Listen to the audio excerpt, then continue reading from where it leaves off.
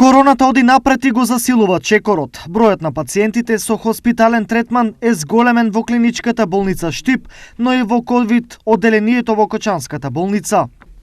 50 пациенти од денеска има на инфективното и 6 на кожното одделение. Примени се нови 9 пациенти, а лекувањето е завршено кај 1 пациент, а на кислородна подршка се 37 лица. Со смрт се соочија 2 лица на 66 од Штип и 1 лице на 46 годишна возраст од Кочани. Вели извештајот од клиничка болница Штип.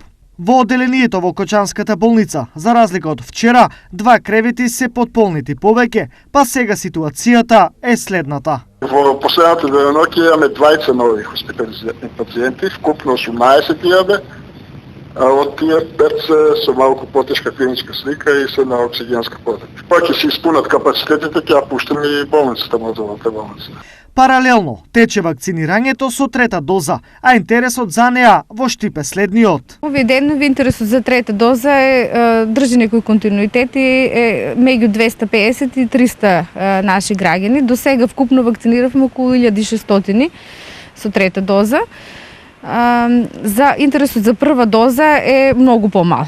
Сега добиваат пораки тие граѓани што во мај беа вакцинирани, тоа се нашите граѓани од околу 60 години и постари. Меѓутоа можат и без добиена порака, доколку сакаат да се јават на пунктот за вакцинација, меѓутоа да има поминато 3 месеци од примањето на Синофарм и Синовак, а 6 месеци од останатите вакцини.